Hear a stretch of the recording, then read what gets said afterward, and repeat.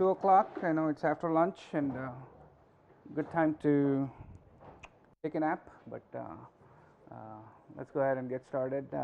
So we talked about developing groundwater models, or why models are used, and I said, well, you need to know a lot of fundamentals before you start doing groundwater models, because so some of the other skills that you need when you do groundwater modeling is to have a little bit of an idea about programming. Okay, so how many of you here like to program or have programmed, or there's one person there? Okay, maybe two. That's it. Okay, so back in the day when I went to school, this was an essential skill. As an engineer, you had to do a lot of programming, because you didn't have software that would do things for you, and neither were the computers very strong. They were not very powerful as they're now. But now we have a lot of packages and other things. But as a modeler, you don't want to rely on them too much. Okay, there are two reasons for that. One, if you don't know how to program, or if you don't know what the algorithms are behind these models, you tend to use them as black boxes. So essentially, you'll say, okay, here's a model, it runs, it does something, I'll punch some numbers, put in some data, it'll give me some results, but I don't know whether the results are right or wrong, I don't know how I got the results. So so that's the downside of using packaged programs. Okay, so the upshot of it is, yeah, anybody can write these models and run these models. So there is an upside to it, but at least when you're learning how to model or how to become a modeler, you should spend some time learning how to program, or learning to do a lot of things. Okay, the second part why programming is important is a lot of models don't produce good quality visualization. They may give you results, but they may make you a plot, but they don't really look pretty. So you will have to spend a lot of time trying to make these things. So trying to understand data structures, trying to understand how to visualize your data is just as important skill for a modeler as knowing the fundamentals, or knowing how to run those models. Okay, so so there are reasons why we want to do this. Typically, when I was learning to be a modeler way back when, 20 years ago, the language we used to use, programming languages primarily to do our modeling. So Fortran was a very popular language. C was one of those upcoming languages people talked about. But if you were doing scientific computing, C was a pretty bad language. You had to mostly do things in Fortran, or or you had to do a lot of coding in C to get to do what you want to do. Things kind of changed as computer became more powerful. So we started getting mathematical software like Mathematica, MATLAB, so on and so forth. That kind of greatly helped us with models. So there are a lot of things that would take us hundreds of lines of code. We could write them in 1 or 2 lines. So they gave you a lot of functionality that you needed, which helped writing these models much easier. So so that's a good skill. So one of those type of software is what's the R project for statistical computing. Although it has the word statistical, it has got a programming language built into it. It looks very similar to C if you're programmed in C. And R, the good news is it's a free software, so you can download it onto your laptop, use it.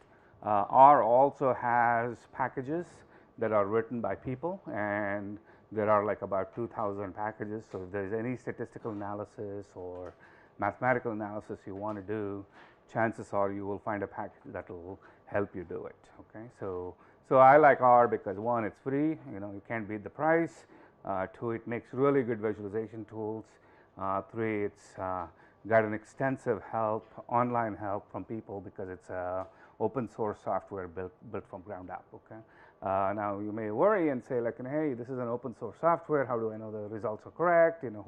How do you make sure? So R actually has a very strong following. That there are a lot of companies like Microsoft that fund R, and Google and Microsoft and Esri's ArcGIS, all of them fund R, and because they're getting free programmers. Like they're getting programmers who will write code that they can then use to do and put it in their commercial software and use it. So there's a lot of vetting that goes on, like or code verification that goes on before it gets put on the servers of R that you are able to download. So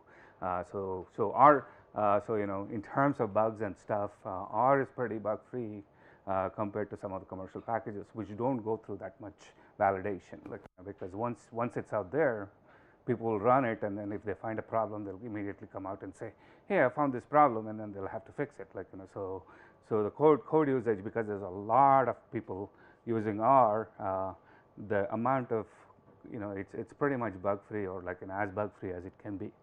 So the best way to learn R is to download it and play with it.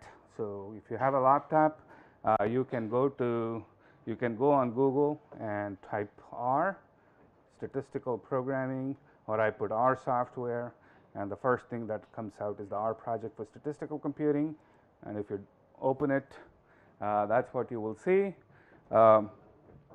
Right now the version is 3.5.0, and each version of R, they put a code name.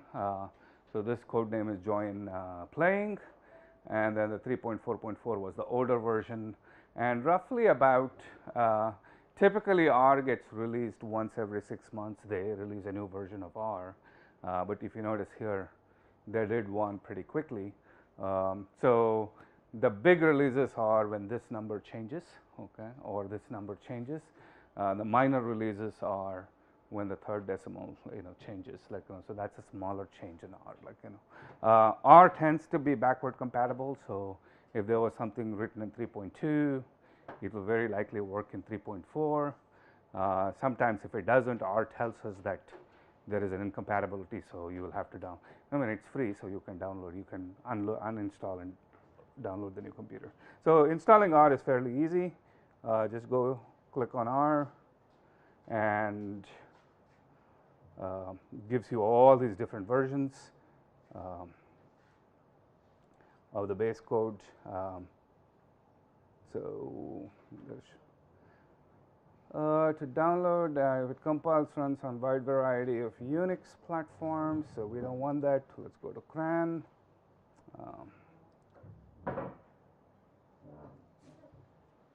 Okay, so there are a bunch of places where you can download R. The easiest one would be to just go here, go to Google and do this. Then it gives you the Windows version directly. The other versions kind of walk you through. You have to sift through and get the Linux or the Unix or Windows or Mac version. So the easiest one would be to go to cran.r-project.org, and you can download the 3.5 Windows. All you do is click on it,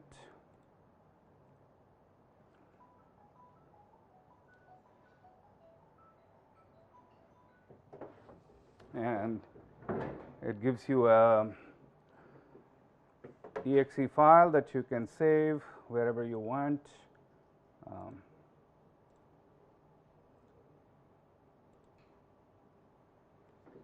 And then go explode it.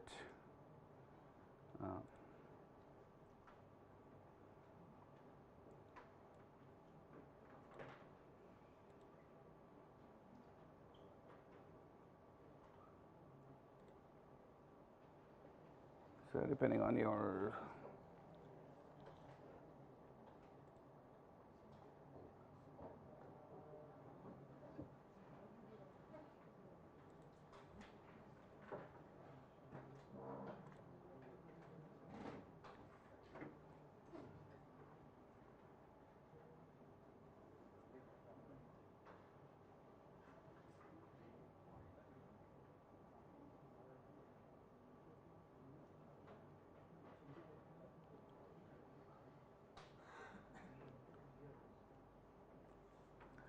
it will take a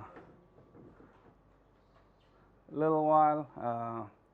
If you have an exe file, Windows usually downloads it as a part file and then an application, and then the part file gets written into the application, so just to speed up the process.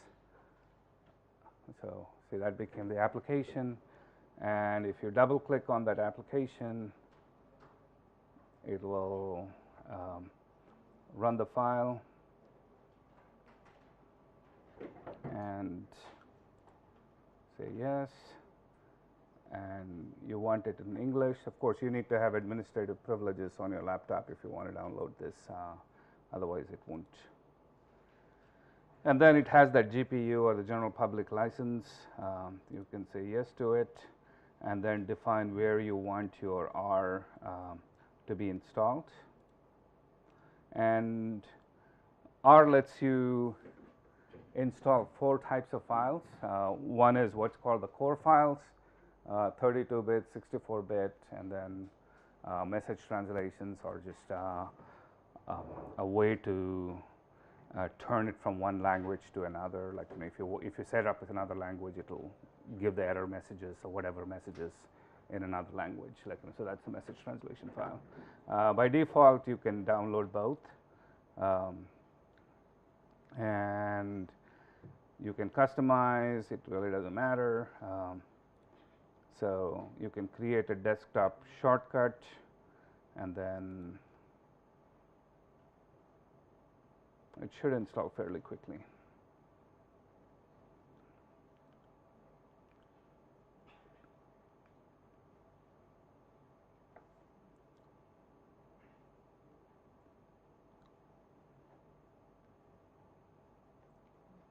So if there are 2 programming languages that you should learn for the future, R would be one, Python would be another one. So those 2 are kind of very popular languages as far as environmental or groundwater or water resources modeling go. A lot of work is done these days, either using Python or using R. And even when you start using ArcGIS and other things, it's got a Python interface. Now they have an R bridge, so you can do a lot of R work in ArcGIS and background. But R is actually a one-stop shop. You can do GIS work in it, you can do statistics, you can do programming, you can do numerical analysis. So virtually anything you want to do, you can do it in R. Like, so chances are, if you can't do it in R, you probably don't need to do it. So so it's a fairly comprehensive program. So if you open it and you had your program installed correctly, you will get a desktop shortcut, or you can go to the start menu and it will show you R, and I have multiple versions of R here. So it's showing me the 3.4.3 and 3.5, which is the new one. And by default, since I had checked both boxes, it installed both the 32-bit and the 64-bit. If you have a 64-bit machine, you can just run the 64-bit. There are some very old packages that were written in 32-bit but never got ported to the 64-bit. So if you want to run one of those packages, then you need the 32-bit. But by and large, pretty much everything is run on 64-bit these days. Like, so if you have a 64-bit machine, if you're running Windows 10, chances are you have a 64-bit machine. So you can just run the 64-bit version. So if you want to open R, there are many ways to do it. One way to do it is to just right-click and always run R. If you have administrative privileges, run R as an administrator. Okay, don't just go and run R. So I have a graphics processor on my machine, so I can run it on a graphics processor as well if you have one. If you want to do a lot of high-power computation, graphics processors really help you do computation, because they do nothing else but just crunch numbers. Like, so there are processors designed for that. So if you're into high-end modeling and you want to someday write models and run thousands of simulations on your computer while you're flying on a plane, having a graphic processor really helps. But otherwise, just run R as an administrator. And when you run anything on the administrator, it will come out and say, like, do you want to make changes? You say yes, and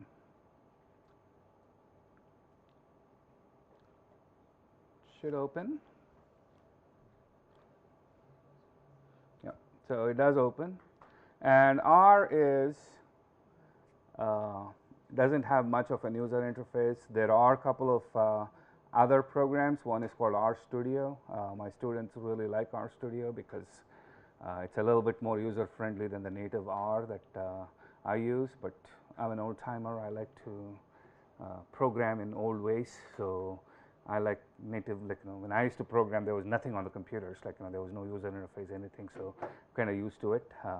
But if you do want to, if you like a little bit of user interface and things like that, RStudio is another thing that you can use. But you have to install R before you install RStudio. So if you go Google RStudio, it'll give you another IDE or programming interface. So essentially, what you get in R is what's called as a console. If you have done MATLAB, it's a very similar thing. You will get a console where you can type things up. So if you want to use R as a calculator, you can use it, although it will be a pretty wasted computational power. So if I put 2 plus 2, it will give me 4. If I put sine of 30, what am I going to get? 0.5? No, why?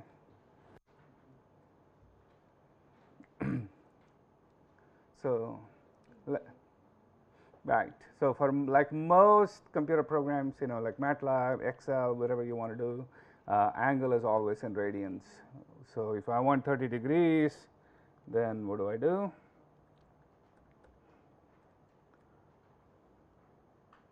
(30 × pi divided by 180). Okay. So that pi, now I get 0.5. Okay. So that pi is what's called as a built-in function. So or a built-in constant. So if I put pi here, it will give me that number truncated.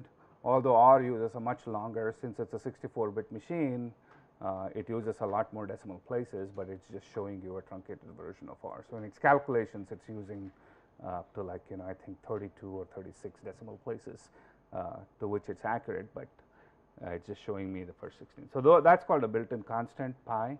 And then sine, as you see here, is what's called as a built-in function. It's a function that's available in R that you can use. Okay. So what if I type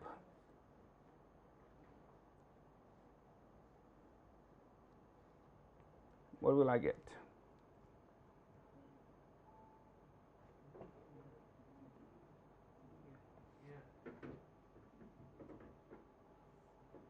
So all I did was change it from lowercase to uppercase, right?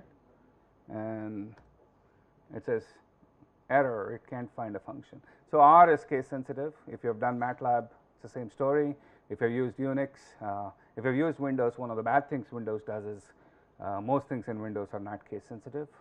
So if you only use Windows, this will come as a shock as to why uppercase and lowercase should be different. But if you have come from a Unix background or a Linux background, this is how life is in Unix and Linux. Like, so the reason we would do case sensitivity back in the day is it would help us get more variables, to define more variables, because we could have lowercase, uppercase, and mix them together.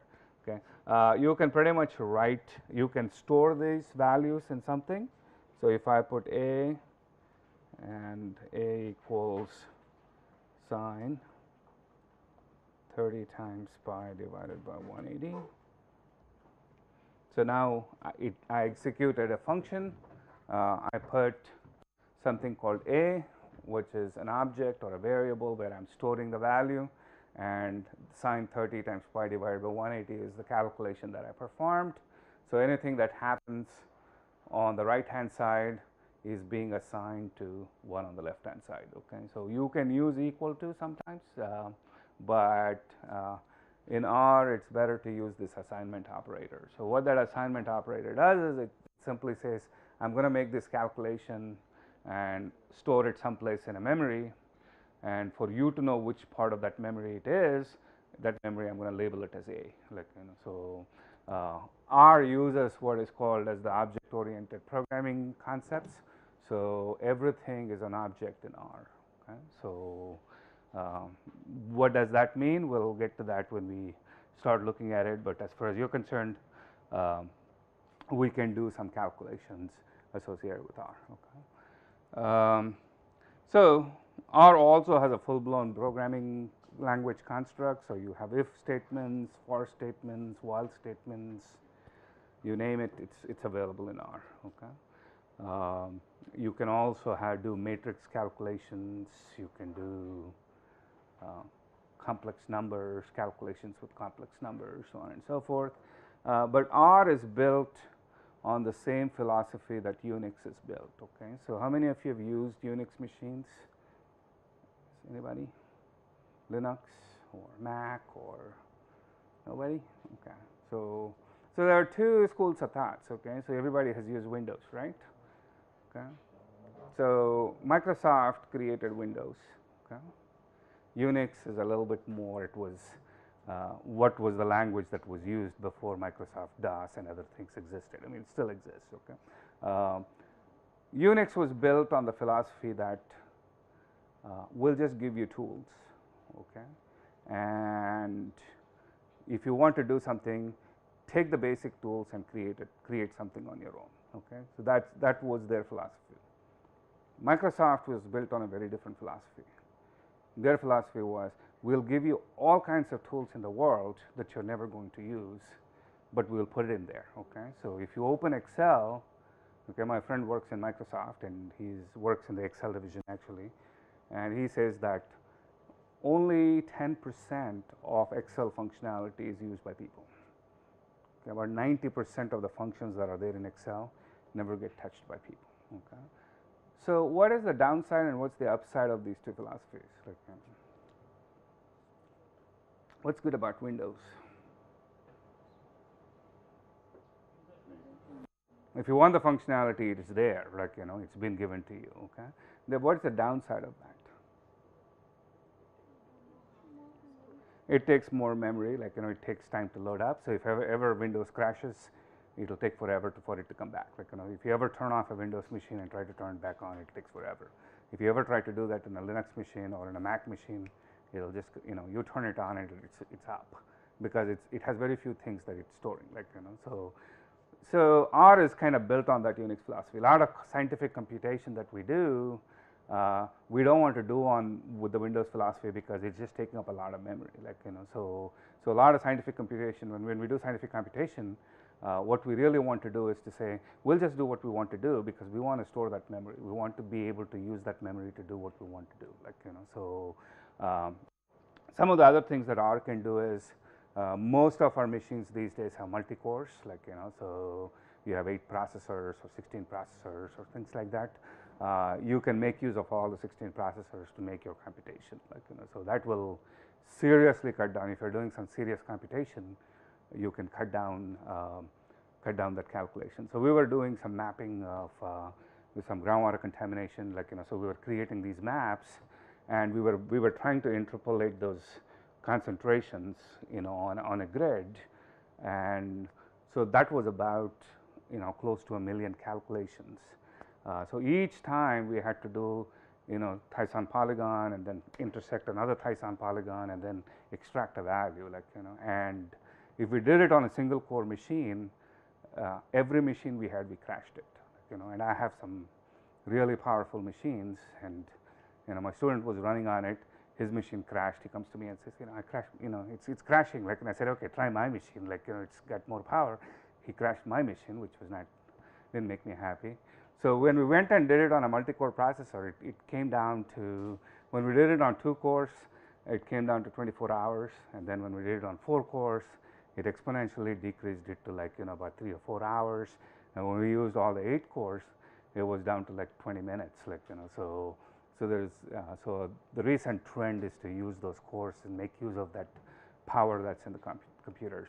If you want more power, you would use what's called as a graphics processor, and then you would do all your calculations on it. So R has packages that will help you set up to do these things. Of course, those are somewhat advanced, but you need to have some understanding of how R works. Okay. So what I want to do today is use R to introduce a very typical problem in groundwater modeling. So what we want to do in today's class is do 2 things. One, let's look at a groundwater model, or let's look at a situation where we can use a groundwater model. Okay. we will use a model that's already existing, but you're going to write it and code it in R and interpret the results. Okay? So those are the three things we want to do. But what this does is walks you through the entire modeling process. So if it's a question of scale, that's it. Like, this process is exactly what we do for any groundwater model, except our system might be much more complex than what it is. Our model may be much more complex than what it is. Our data requirements obviously will be much more complex than what it is. But essentially, these are all the steps. The steps we are going to take will be the same steps that we are going to take with models. Okay. So if you go to your notes, I'm going to open it.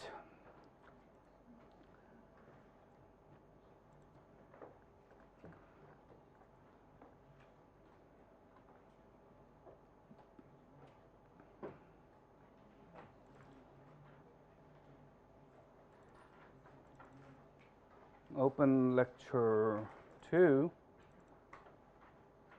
Okay. So I give you a lot of notes talking about how R can be downloaded, how can it be run, a lot of things R can do, like what type of data we have. Okay, read them at your leisure. The best way to learn programming is to actually write code than to read.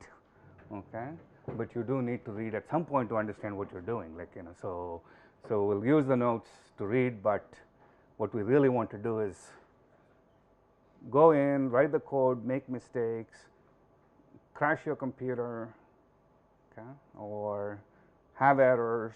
Okay, this is perfectly normal. Like I mean, this is exactly how we learn. Okay, so if you have the fear of programming, or if you have the fear of like I don't want to write this code, you shouldn't.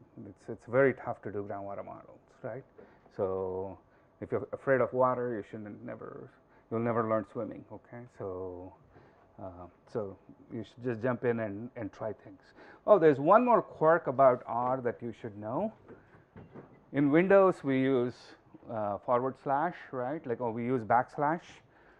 In Unix machines, we use /. Okay. So R, as a compromise, R would prefer to use forward slashes, but if you're a Windows user and you're used to putting backward slash, you should put double backward slash. Okay. So anytime you're giving a path, okay, the path should have double backslashes instead of a single backslash. A single backslash is an operator in R, like it's a modulus operator. So if you put single backslash, it will say, I don't know what this means, but if you put double backslash, it'll work. Okay. If you don't want to put double backslash, you can put a forward slash, and that'll work. Okay. So that's one of the quirks of R. It's not really a quirk because R was first developed on Unix and ported into something else. Okay. So if you go up, you can clean up data, you can do a lot of things, you can do different types of operations, you can do Boolean operations, which are like comparisons between A and B. So you have a lot of mathematical functions, and if you don't have one, you can build one using external libraries. So we'll kind of go through this, but you can also make plots, use programming. So there's a whole variety of things that you can do with R. Like in a very powerful language, you can also write the output to a file and then take it somewhere else to do analysis if you want. But having some idea, is very good. Okay, so we'll go all the way to the case study section and kind of look at that case study. So this is a very typical type of problems where we use groundwater models. Okay, so what I'm showing here is simply some small town. Okay, in the U.S. Of course, is a U.S. setting. It's actually taken from a real location, a small rural town where I worked on a groundwater modeling project. So you will typically see there is a ranch, there is some agricultural land, there is a golf course, there is a high school, like so you'll have some, and this is what we call a mixed neighborhood. Okay, so in rural communities, it's very common that you will see some ag lands, croplands, golf courses, this and that. Okay, spread out. Okay. So what is happening here, the story here is there is a company that wants to come and put a landfill. Okay. So what's a landfill? Right. So you dump it. Okay. It's how is landfill different from just throwing garbage out? Right. So it's actually engineer. You do some design to build a landfill, right? So what we build is we typically build cells, okay, and we put some liners, and then we put garbage, and then we compact it. Like then we put an additional layer, then we compact it, compact it, compact it. There are two broad philosophies when we build landfills. Some of landfills are aerobic, which means they breathe oxygen, and then now there is something called the dry tomb landfills, which are completely anaerobic, and then they digest and they create methane, which can be used to do things. One of the things about landfills is, despite our best intentions, the liner of the landfill can break, okay, which means any waste that is sitting there that is liquid can leach into groundwater. Okay. So typically we want to put some sort of a leachate collection system, but chances are that may fail too. Okay. So typically what we say is, when somebody proposes to build a landfill, what we want to know is if some chemical gets out of that landfill, what will be the impact of that on it, on the aquifer. Okay. So we'll put a sequence of engineered measures to avoid that from happening. Okay. So we want to create a lot of redundancy. One is we put liners, then we put a leachate collection system, then we put monitoring systems to make sure that nothing is leaking out. And we put centennial wells, like we put a well upstream and downstream, and then start monitoring it. So we do a lot of things to make sure that this is not going to happen. But when we do modeling, the public will still say, oh, this is all great, but I'm not convinced. What if there is a leak? Will it affect my well? So that is the bottom line question that you're going to ask. Okay. So typically what we do is we develop a model. We can't really simulate that in the field. If I say, hey, I'll build a landfill and intentionally leak something, and then we'll detect it and let you know whether it went to your well or not, it's not a very good experiment to do. People will say, well, I won't let you do that experiment, right? So this is where models come in handy. So we say, we'll assume a worst condition, we'll have it leach, okay? If it gets to your place, then we will over design that system, okay? If we can show you or convince you that it's not getting to anything, or it's not impacting a well, then you can be confident that the landfill is not going to have a problem. So the modeling typically is part of a larger solution where we say we're going to put all these engineering controls, and we are also going to do modeling to show that this may or may not happen. Okay. So if the modeling proves something else, then we'll redesign accordingly. So the purpose of the model here, the first thing when you do a model is you have to understand what is the purpose for which you are modeling. So the purpose here is we want to show, or our idea is, if we put a landfill here, there are some wells here. Okay, all those blue dots are wells. Will those wells be affected by a contaminant of concern to us? Okay. Typically in a landfill, we'll have multiple contaminants that are of concern to us. So we would run this model several times with different chemicals. You would typically pick a chemical that if you're doing initial planning or initial modeling, you would want to pick a chemical that's fairly mobile, one that can move, because that is the one that will have the greatest impact. Okay? But generally we run these models many times with many different chemicals to see what's going on. Okay?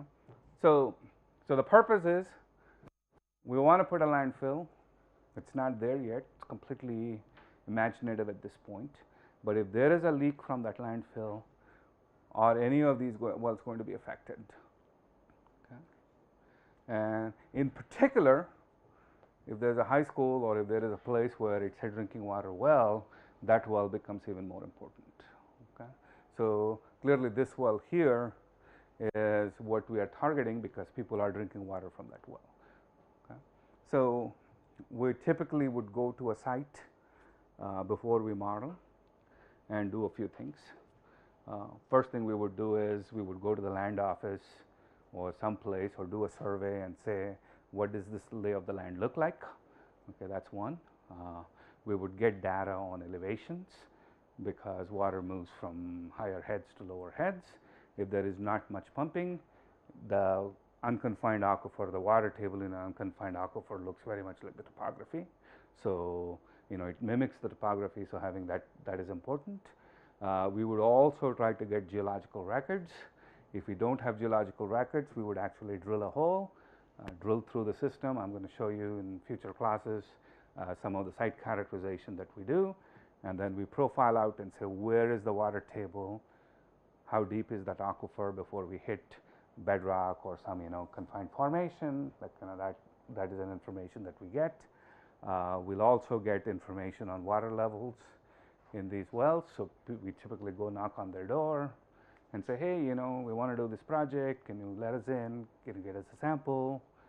Some people will say, yeah, sure, come on in and take a sample. Some people will say, no, you know, we won't let you here, we don't want that landfill, get out of here, like, you know. So, you know, so there are some complexities to this, but those are some what we call as site 1 or phase 1 investigations, like, you know. So we try to collect the data that's needed. Okay. But a lot of times we haven't built anything yet, right? So if we say we're going to collect a lot of data, okay, it becomes cost ineffective. Okay, but on the other hand, if you don't collect any data, it's purely a exercise in imagination, and, you know, it's a figment of our imagination. Okay. So ideally, we would like to see what are the dynamics, how is the water table changing, you know, how is there any other effects of other pumping that's going on, like, you know, what is the hydraulic conductivity? We would like to do a pumping test, get the hydraulic conductivities, get the gradients, so on and so forth. So our wish list of what we want for data usually is very high, but how much data we can get is a very small fraction of that, especially if you are at a site where nothing has been built, because the person who's building it is funding the study, and they'll say, we don't know if it's going to get built, so I'm not going to invest a lot of money, only be told that you can't build your landfill there, like, you know. So a lot of modeling, when we do modeling, it's also important to keep track of what data can we get and what data we can't get. Okay. And if we don't get some critical pieces of information, then we have to estimate that. That becomes part of our model. Okay. The second thing that becomes is, if we don't get some critical pieces of information, it usually as engineers doesn't stop us from modeling, but it's very important for us to document it, say, it would be really nice to have this information. We are doing this study without that information, so these are the uncertainties associated with it. Okay. So when we do modeling, we always have to make trade-offs. So one big trade-off that we make usually comes from how much data do we have. Okay. If you have no data, then it's a completely theoretical exercise. If you have perfect data, that would be a really good day, but neither of these two extremes is what happens. We end up being in somewhere in the middle, more towards no data case in early modeling studies, and we tend to move towards more data when we get to some of the advanced modeling studies. So the data that's available also tells us what kind of a model do we apply. Okay, because if I build a model that's very accurate, okay, it includes all the processes, but I have no data to put in that model, then that model is useless. Okay? It's not of much value. So the complexity of the model that we choose has to depend on two things. One is, what is the purpose of this model? Why are we doing this modeling? And two, how much data do we have to run this model? Okay. So what is the purpose of our modeling? Our purpose of the modeling is to say, what's our worst case scenario? Okay, we haven't built this landfill. Okay, so this is somewhat of an exercise in abstraction, but we want to say, if we were to build this landfill, if it were to leak some chemical, what is the likely impact? Okay. So what type of a model would you pick? What are some of the features that you want in that model? Okay, so the problem is, somebody is proposing to build a landfill here, right? Okay. There are a bunch of wells. Okay. So the citizens are concerned, if there is a leak, will these wells get contaminated? Okay. So your part, your exercise is to say, is to create a model, okay, and either prove or disprove or provide evidence that the wells will either be contaminated or not contaminated. Okay. So what are some of the things you want in that model?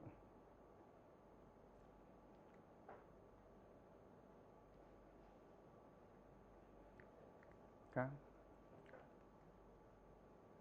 What should the model be able to do? If I had a model, model X, okay, what should that model be able to do? Predict what? Concentration of contaminants. Where? Right. So we want a model that gives us concentrations in space, right? Because we want to be able to predict what the concentration is at that location, what's it at this location, this location, this location, so on and so forth. Okay. So we want a model that will at least give us spatial predictions. What about predictions in time? You want that too? Okay. Why would you want that?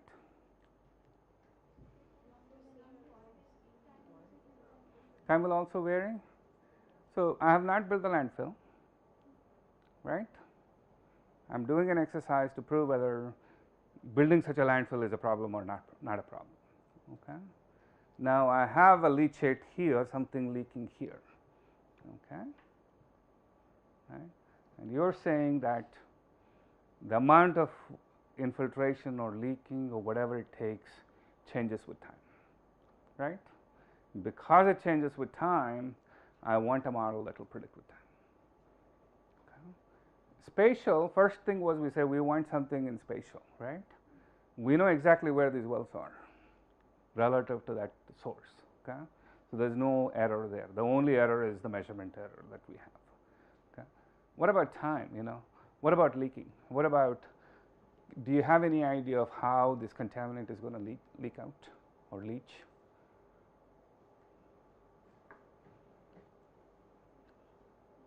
Because we haven't built a landfill, we have nothing, we have not measured anything. Right. So it will depend on a bunch of factors, right? But we can't conclusively put a number and say this is how it's going to leak. Okay. So what are you going to do? What's the simplest assumption you can make? You can take the total mass of contaminant. Mm-hmm. Or you can take it as a continuous source. Okay, so we can either the two bounding extremes, or one we can say the leak only happened once, and it released this mass, and then the mass moves. Okay, that would be one assumption. The other assumption would be and saying that I have an infinite source, that landfill is almost like an infinite source, that it continuously keeps leaching chemicals. Okay.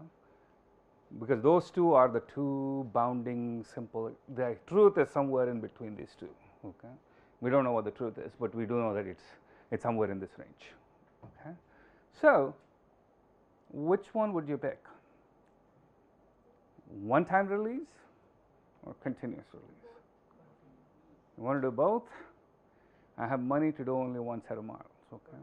Remember, models are not cheap. Okay. I mean, running this for, people who run models make reasonably good amount of money. Like, so you have to pay the engineers some money, so it goes by the hour. So if you're a consultant doing modeling, you'll say, oh, yeah, sure, I'll do both, but this is going to cost me so much money. And the other person will say, no, pick one. Which one are you going to pick? Why continuous? Correct. You want the worst case scenario. Okay. So what we have just done is made an assumption, right? And we made an assumption that says we want the worst case scenario. Okay. What is that assumption?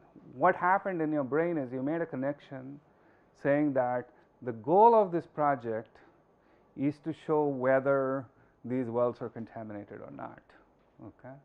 And somehow you made a link saying that by showing it the worst case scenario, if I had a leaky landfill that leached out things for years and it still didn't affect you, that would be a more convincing argument than to say there was one time release and oh, by the way, it didn't come to your well. Like, so what we have done is we have moved away from reality. Okay, the first step of where we want concentrations here and here and here was some reality because we know where those wells were. The second part, completely figment of our imagination. Okay, so is that good or bad?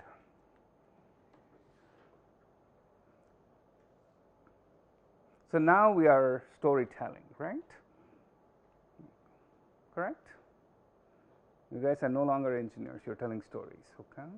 The story you're telling is, I'm going to put a continuous source and see what happens. Okay? Of course, we don't want to call it a story because it doesn't make us look good. So we'll say, we're going to do a simulation that involves continuous source because it represents the worst case scenario. Okay? Everybody's happy. Okay? So, but what happened? We are deviating from the reality. Okay? Is that okay? Is that fine? Is that acceptable? The alternative is either we build a landfill, intentionally contaminate the aquifer, and see whether it's right or wrong. Okay? We certainly don't want to do that. Okay? So when we do modeling, a lot of times, there are times when we do models to represent the reality that's in the field. But a lot of times when we do models, what we are trying to do is get an estimate of what the worst case scenario is. Okay? So it's not necessarily wrong because as engineers, a lot of times we're not worried about what the truth is. What we are worried about is are we making conservative assumptions, because we don't know what the truth is, and we are forced many times in the field to conditions where we cannot do an experiment. Okay. It'll be highly unethical of us to put a landfill and inject chemicals just because we want to know what the truth is. Okay, that is not acceptable. That's not part of engineering code of ethics. But we should be very cognizant that what we are doing is we are doing a simulation, okay, based on certain assumptions, and that assumptions are made to represent worst case scenario, a scenario that we hope will never happen. Okay, but if it were to happen, at least it tells us what is the risk associated with it. Okay. So a lot of times when you do models, people will come back and say, but that's not reality, and that's is in fact very true. Okay, but we are not after reality. We are after getting an assessment of what the risk is, because we are looking at a situation that we cannot replicate in the field. Okay, and we don't want to replicate in the field, but at least we want to say, if it were to happen, what is the risk? Okay. So is time important? So if I have a continuous source, right? So conceptually, you know that this source is leaking and it's putting in contamination at a constant rate. Okay. When do you think, what do you think will happen at this well? So initially there is some contaminant going in, right? But it's only moved a little distance. As we talked about yesterday, groundwater moves very slowly. Okay? So it's probably moving at like 1 meter a day, half a meter a day, whatever the velocity is, okay? And it moves along the direction of the groundwater flow. Okay? Like any textbook problem, groundwater always moves from left to right in a textbook. Okay? Not in the real world, but in textbooks, always groundwater moves in this direction, left to right. Okay? You will not find a textbook where the groundwater is moving in that direction, although it will happen in reality. Okay, so it starts here, it's moving slowly. If I were to take a measurement at this well, what will I detect?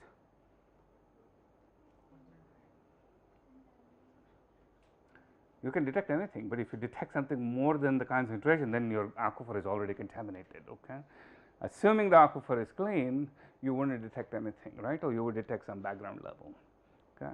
And over time, the contaminant will move, diffuse out, and then you will start seeing concentrations. If I were to track that concentrations in time, what will happen? This source is continuous. Okay? So day in, day out, there is contaminant being released at the landfill. Okay? What will you see? What is likely to happen here? Initially, you will not see any concentrations.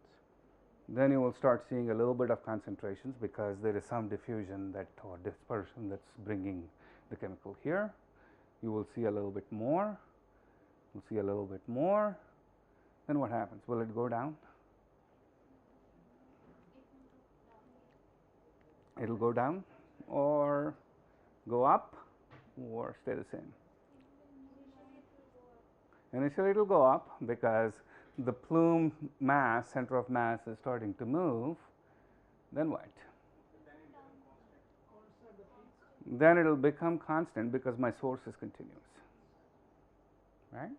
So at very long times, okay, the worst case scenario, if I want to go back and tie it to the worst case scenario, the worst case scenario will happen at what time?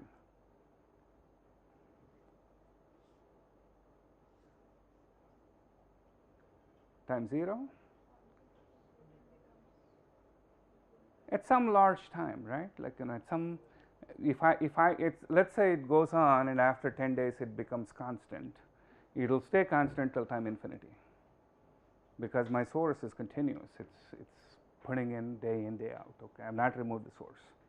Okay, so the worst case condition, if I were to take a sample at a very long period of, after a very long period of time, that concentration would represent the worst case scenario, and that's what we are after. Like, you know, we are trying to figure out what's the worst case concentration that you can see at that well.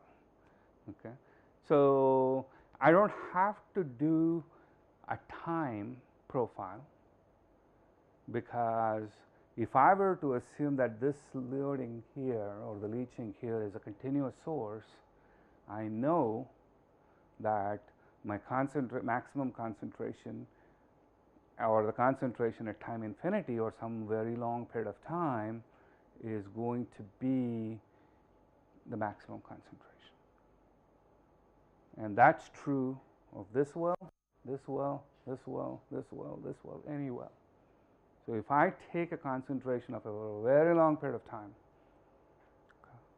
that concentration would be the estimate of the worst case concentration I'm going to see. Right? Agreed? No? You seem to be not convinced with my argument.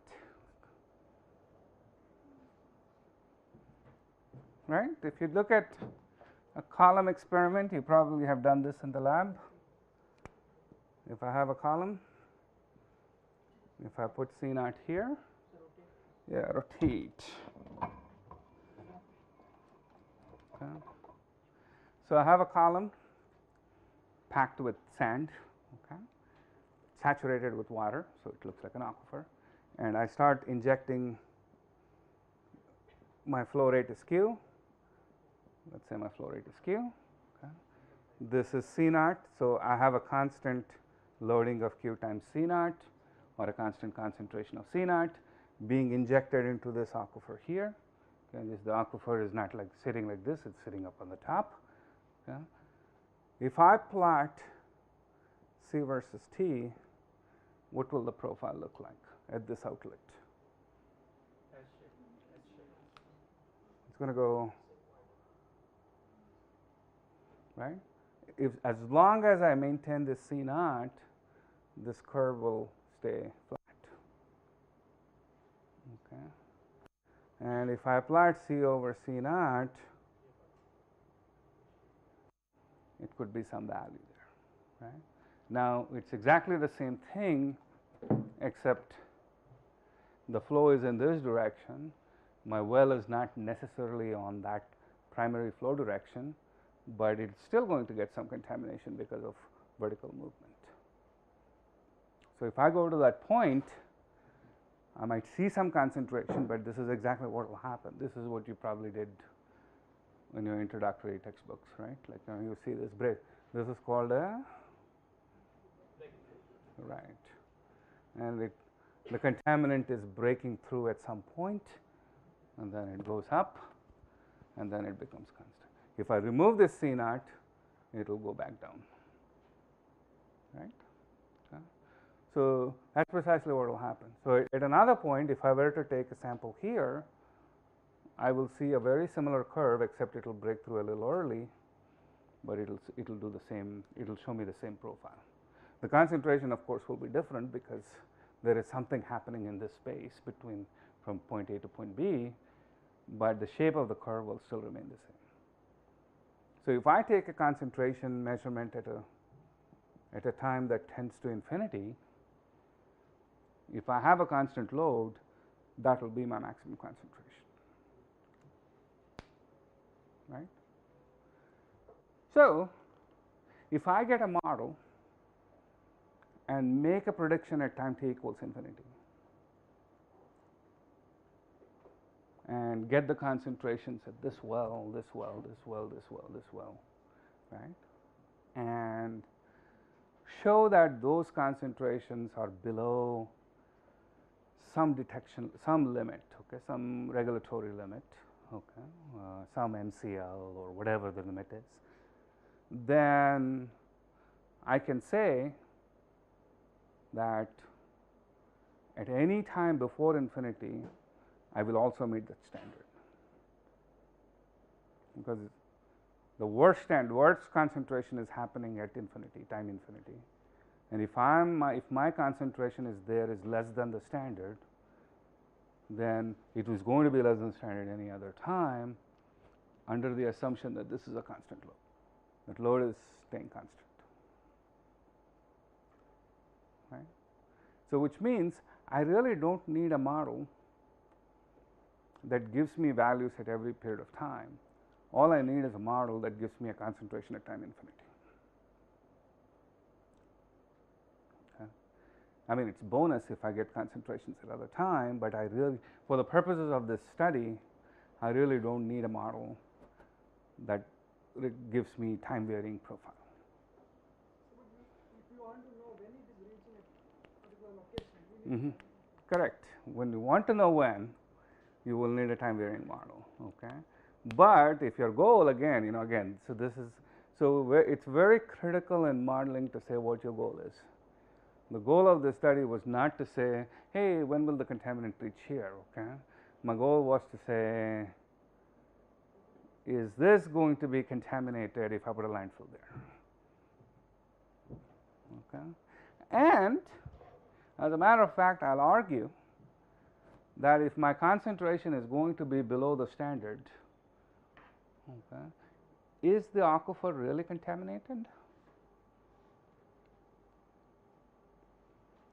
Does it really matter when the concentration exceeds 0? If my standard is 5, let's say, okay, and when it breakthroughs, I start seeing a concentration of 0.2, does it really matter to me when it's 0.2, when the limit is 5? So again, so it's very, very important that you write the objective, or be very careful about what is the objective or the purpose of that model. Okay, and especially if you're doing this in the field, it's very important to first think what should that objective be, and then talk to your client and say, this is why we are doing this model. So the purpose of the model should be crystal clear. Okay. Otherwise, it just creates a lot of complications down the road. Okay. So far, what have we done? Okay, have we done any modeling? No. So what we have done is what we call a conceptual model. Okay, we have conceptualized our system. We have conceptualized a scenario that we want to simulate. Okay, we have not written a single equation. We have not solved a single equation, but just the thought process of saying, what type of model should we pick? Okay.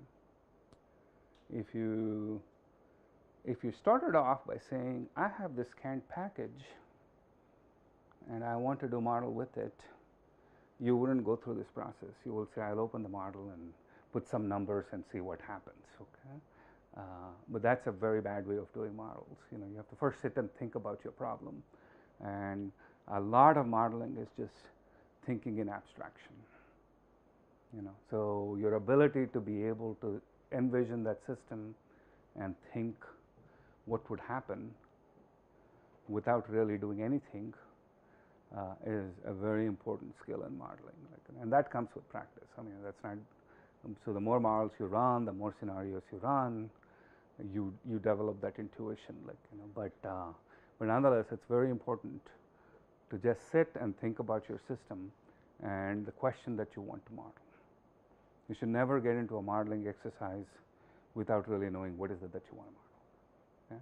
So if I have two models, one that's simple, one that's complex, which one would you pick? Both of them will give the answer that we want.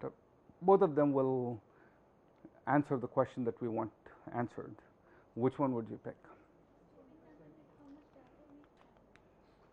How much data we have? Okay, so let's say we have enough data for a simple model, enough data for a complex model. Why?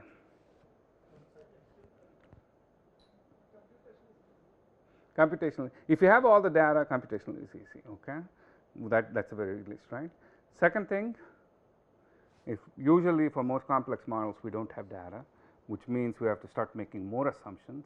In this case, if I say, oh, I have a time varying source, then I have to say, okay, how long did the source stay? When did the source end? And then you'll ask additional questions. Why did the source stay for only that long? Why didn't it not stay for other long?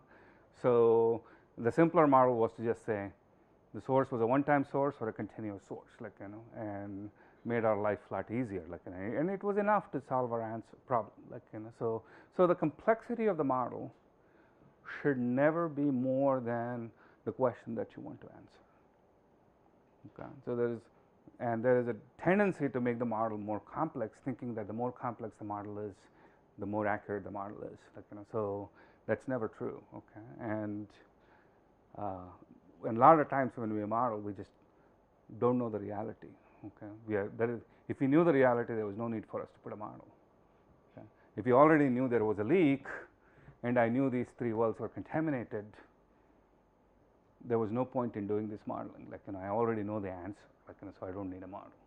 So when we are modeling, we are trying to model. So we want to keep our uncertainties low, and we also want to make sure that our model is compatible with the question that we want to answer. Okay, and if we want to do that, we want to do it with the simplest possible model. Okay, so there is a paradigm called Occam's razor.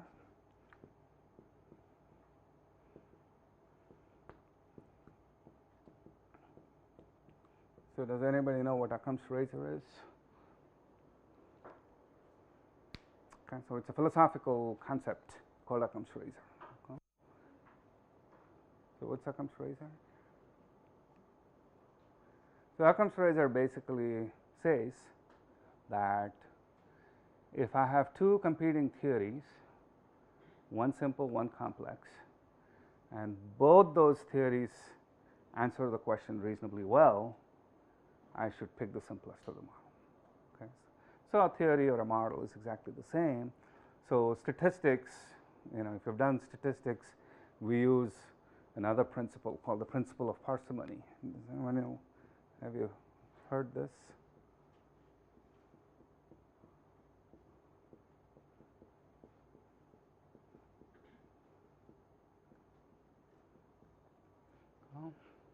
So what principle of parsimony is the same statement. It's a restatement of Occam's razor, or it's based on that idea of Occam's razor that says that if I have two models, one simple, one complex, I will pick the parsimonious model, or the model that has the least amount of parameters, because that would mean that I have least amount of data, I have greater confidence in that model, and I have lower levels of uncertainty.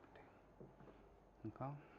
So when we have models that predict what is happening at time infinity, right? So time is not of concern to us,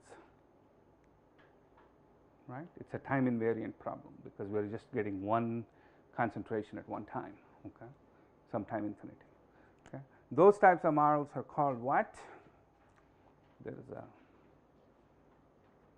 in fluid mechanics, you probably have heard of steady state.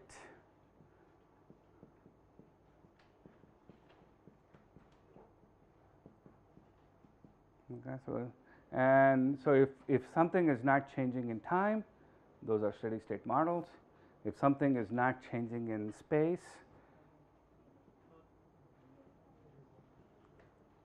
right? So we talk about uniform flows in fluid mechanics. We certainly don't want a uniform model here. We want to, because we do know that the concentrations here is going to be different from the concentration here. But all we want is one concentration, so we can get away with the steady state model. Okay? And if we say that this is our direction of flow, okay, we can always reorient this to make our flow coincident with the x-axis. It's just simple geometry. But if this was our flow, right, we do need at least a two-dimensional model, because not all of our wells are coincident on that flow direction. Okay. So we need at least a two-dimensional spatial representation. Okay.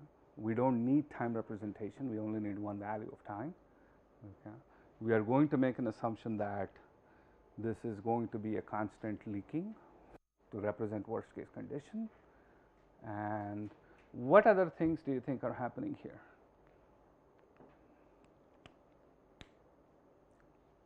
Okay. So the contaminant is released here, right? This is our direction of groundwater flow. Okay.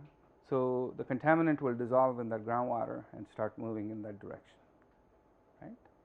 So that's called advection. Okay. So that is the movement of the solute because the solvent is moving.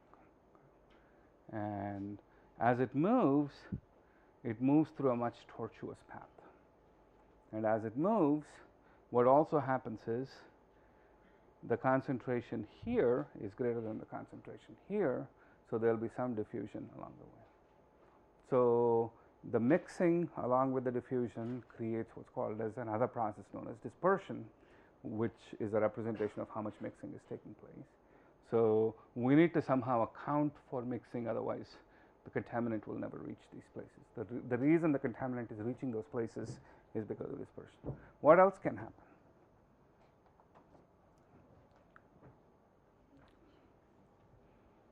As it moves, there might be reactions. There could be biological reactions, there could be physical reactions, there could be chemical reactions, all of which could either reduce the contamination or increase the contamination depending on what the contaminant is.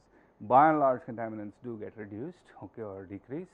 So we have to have some formulation for how that reactions are taking place. Okay.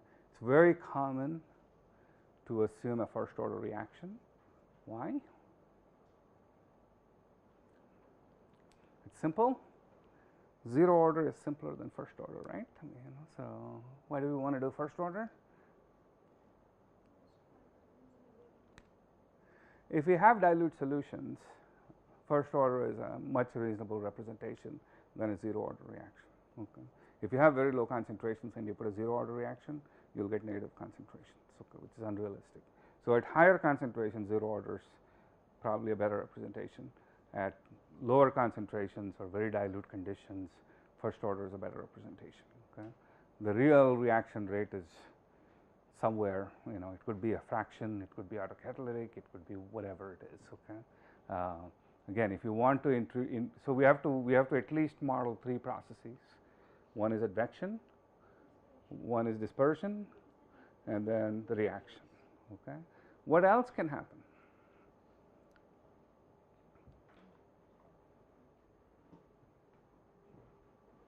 So will the solute move at the same speed as water? Why not?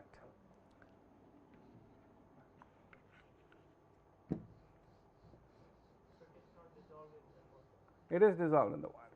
Okay. Let's just assume that it's dissolved in the water.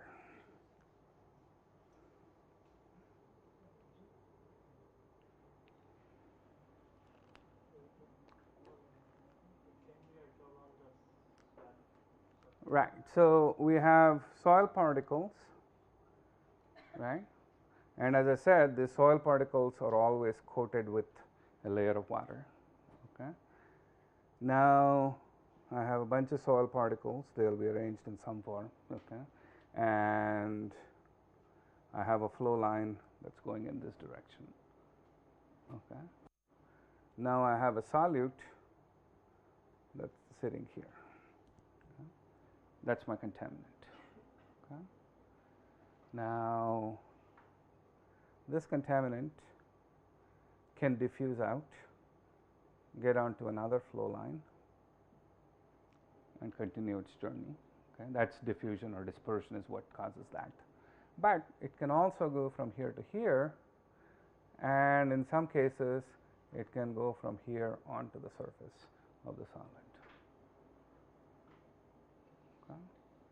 So what is this process called, where the solute moves from one phase, which is the liquid phase, to a solid phase? Okay.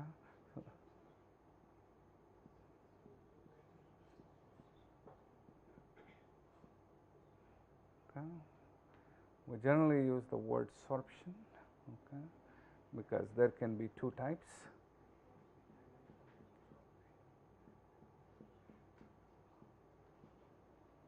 And so if it's absorption, it actually penetrates and gets into the soil. Okay. If it's adsorption, it stays on the surface. Okay. So we really don't know what the solute does, so we just call it sorption to kind of be a more generic term to capture this. Okay.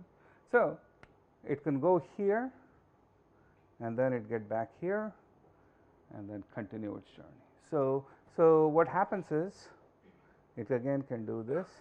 So my solute can actually move in this direction, but my solvent is just moving in that direction. Okay.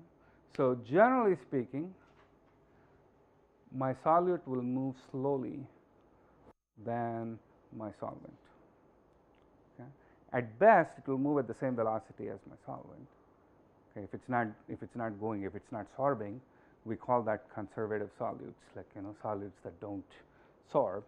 But if you have a non-conservative solute, then that solute will take a very tortuous path, because it can move into the solid phase and move out of the solid phase, move into the solid phase, move on. So the movement is much slower for the solute than it is for the solvent. So we call this process in groundwater literature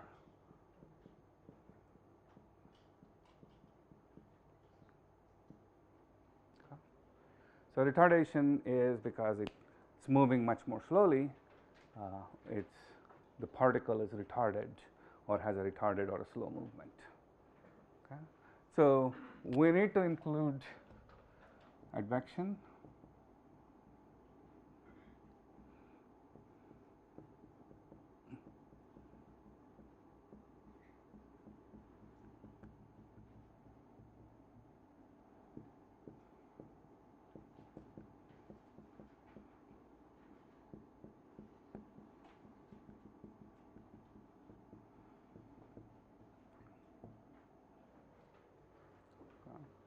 So those are the four processes that we simulate typically with any reactive substance.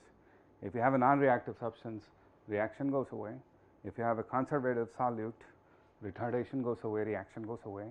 Okay, so a typical example of a conservative solute is chloride, bromide, or any form of halogen, because they're lazy, they don't react. Why don't they react? Why don't halogens react?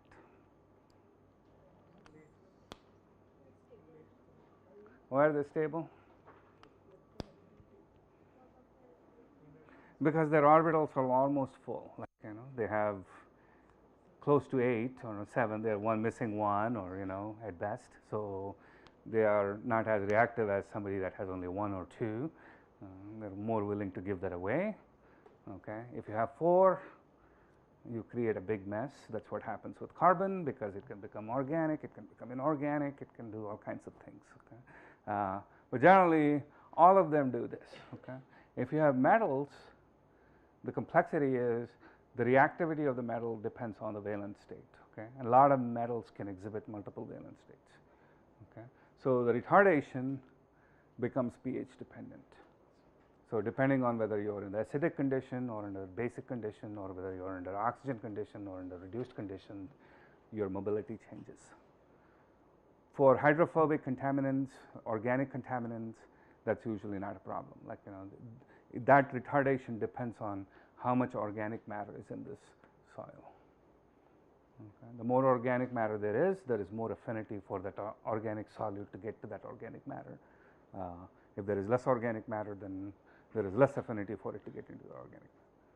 Okay. So for organic contaminants, typically the soil organic matter is the driver of how much retardation takes place. For metals and metalloids and inorganics, it tends to be pH dependent. Okay. And there are chemicals that do crazy things.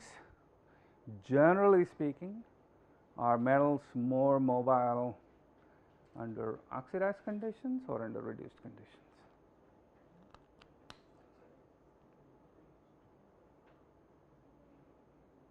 How many oxidized, how many reduced? There are two answers. Okay, so which party are you on today? Like, so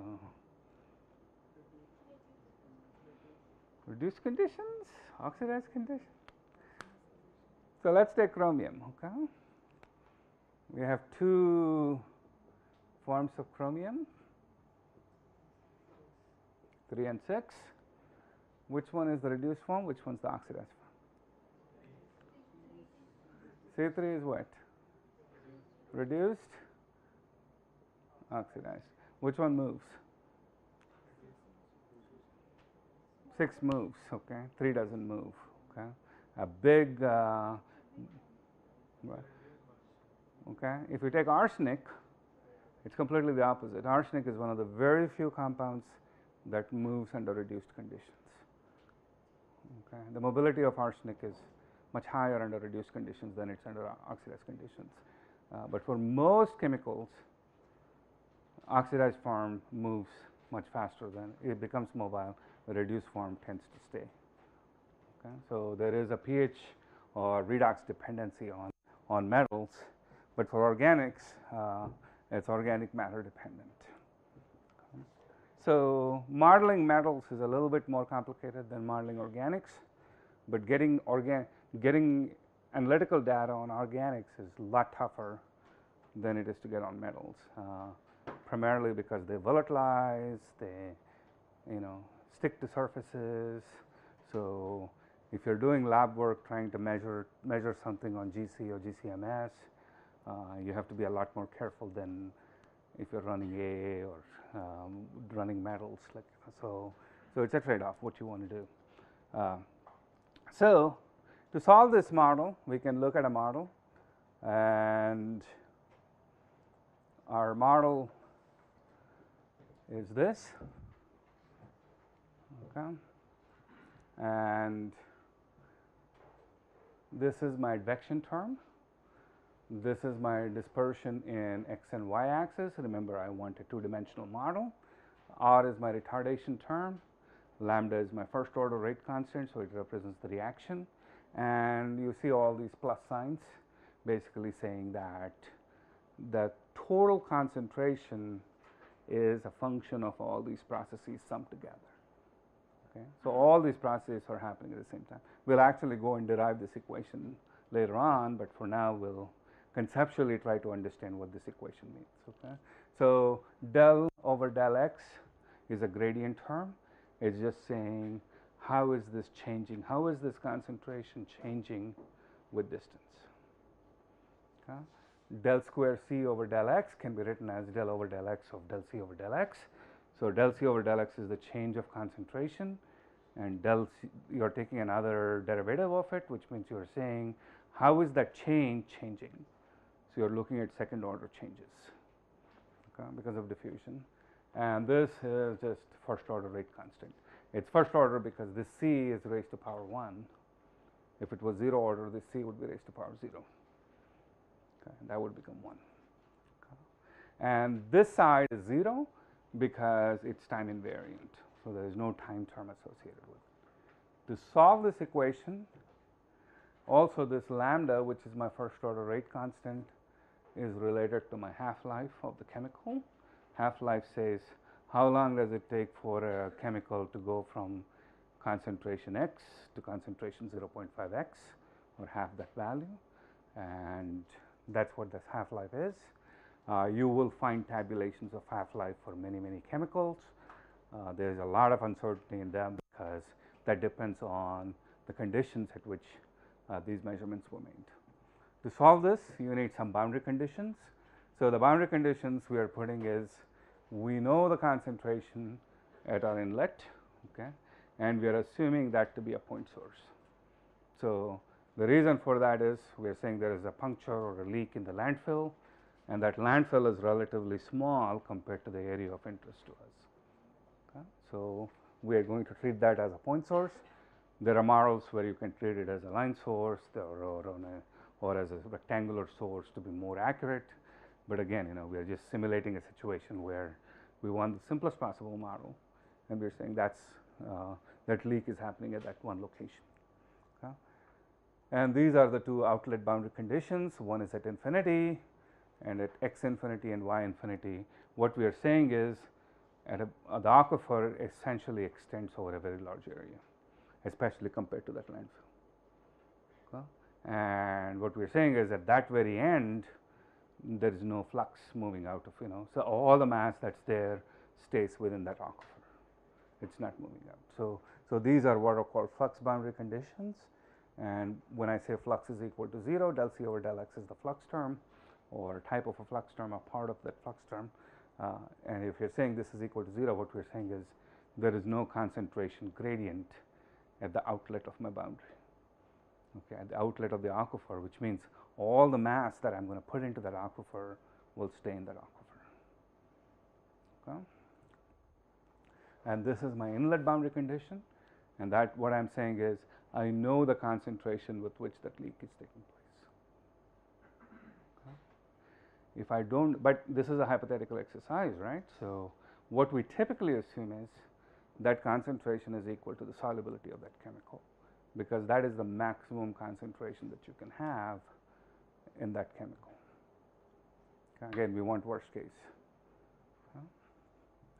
So we want to stack our deck with conservative assumptions, because if we can prove that nothing's going to happen under those conditions of conservative assumptions, then chances are nothing's going to happen. So we are building in a factor of safety by making conservative assumptions along the way. So we can solve this equation. Luckily for us, someone has solved it already. and that's how it looks. So before I do that, what is this equation? Mathematically, can someone tell me what type of equation it is?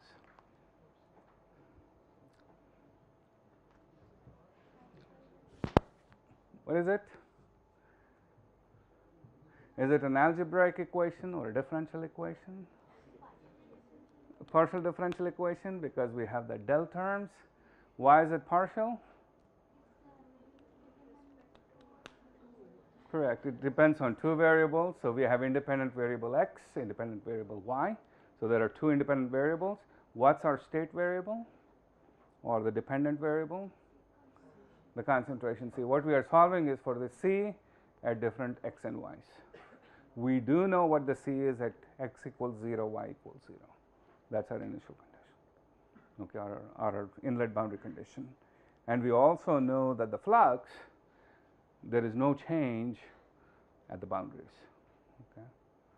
So, or nothing is moving across the boundaries, it's all staying within the aquifer. And by saying x is equal to infinity and y is equal to infinity, we have basically said our aquifer is an infinite extent, or it extends over a much larger distance in the x and y direction compared to my landfill. Okay. And is it first order, second order?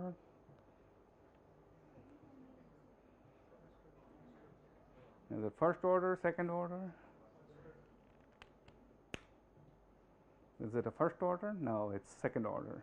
The reason it's second order is because I have raised this del square term to 2. Okay, so whatever the term that del is raised to tells you the order of the equation. I'm still using a first order kinetic model, but it's a second order partial differential equation. Is it a linear or a nonlinear equation? Nonlinear? How many of you think this is a nonlinear equation? One person? Others have no opinion. Oh, there's another person who thinks it's nonlinear, nonlinear, nonlinear, nonlinear. Okay. Fortunately, this is a linear equation because that C, which is my state variable, is raised to power 1. Okay. So del square over del x square is an operator just like sine. Okay. If I have C raised to the power 1 is what I have. If this C was raised to any other power than 1, that equation becomes nonlinear. Okay. But because I have del square term, it's a second order partial differential equation. Okay. So to solve this equation, so what is each term of this equation telling us? Again, this tells us what the advection is, and that's based on the velocity, groundwater velocity. So I need to know what the groundwater velocity is. This term and this term are telling me dispersion along the x-axis, which is along my flow and parallel to my flow. What is the mixing that's happening along the flow, and what is the mixing happening in the direction parallel to the flow? Will there be more mixing along the flow or normal to the flow? Where do you think there will be more mixing? Again, two answers. So, there's a 50% chance that you'll be wrong, or there's a 50% chance you'll be right. So if you play this game enough, you will reach that 50-50. Okay, so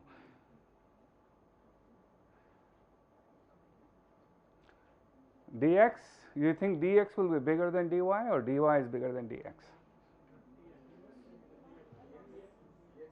How many are saying dx? Well, go. Right. The gradient of concentration is already taken care of by this term. So there is this dx or dy will make the concentration gradient up or down, big or small, right? So is there, for a given gradient, would you expect more mixing? So this dx is a measure of mixing. Would you expect more mixing in the direction of the flow, or would you expect more mixing in the direction perpendicular to the flow? So dx, how many dx's? There were a bunch of people who voted for dx, right? And if somebody voting for dy, unfortunately you lose this round. Okay, so the mixing is more in the flow direction, because the flow moves, there is a lot more tortuosity expected. Along the parallel to the flow direction, it's more diffusion controlled. Okay, there is not much mixing going on in this direction. If there was, the water would have moved in that direction too. So there is usually more mixing in the direction of the flow. Again, this retardation, if it can never be 0. If retardation is always equal to 1, because your solute moves at least at the speed of your water. Okay? Or if r is greater, if r becomes greater than 1, that means the solute is moving at a rate slower than that water. If it's 1.2, it means that it's 20% slower than your water. Okay? And that lambda is what controls the degradation. So if you have a lot of microbes, if you have a nice biologically active zone in the aquifer, then that lambda will be high. On the other hand, it's also dependent on the chemical, because some chemicals are easily degradable, some chemicals are not so easily degradable.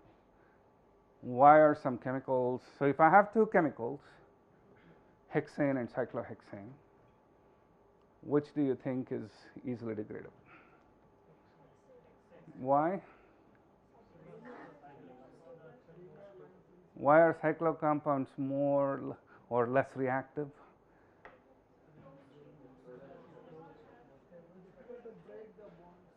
Correct, you have to break the bonds, and that takes energy. Okay, so the microbes have to overcome that energy barrier before they can break it down to something else.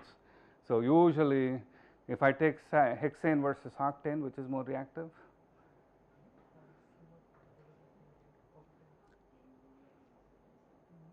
Hexane, octane. How many are voting for octane? How many are voting for hexane?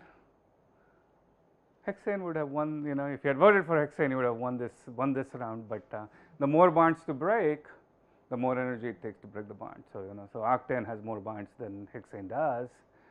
So generally speaking, if I make that organic molecule larger and bigger, it becomes less and less reactive, or like it becomes more difficult for microbes to break it. Smaller ones, especially if I have things like ethanol, methanol, they are gone very quickly, right? So that's because there are fewer bonds to break. Like, and then the OH group makes it polar, which means it gets into water, so it makes it easier to break because that's where the mugs are. But that aside, so that depends on both the chemical properties as well as the conditions in your reactor. Okay, so for this side, we assume our aquifer to be a reactor. Okay. So to solve it, we can solve it using Laplace transforms. There are a couple of ways in which we can solve this equation, but if we solve it, somebody has solved it for us. There's a paper by Wilson and Miller, very popular paper, that gave solution, and it looks like this. Okay. So this C naught is your initial concentration, Q is the rate at which the contaminant is leaking into the aquifer per unit width, dx and dy, we talked about that. N is your porosity, and we have this something called K naught B. Okay. This K naught is a special function called modified Bessel function of the second kind order 0. Like, you know, so the O is basically what it's telling is a 0 order Bessel function, and there are Bessel functions are usually written with J.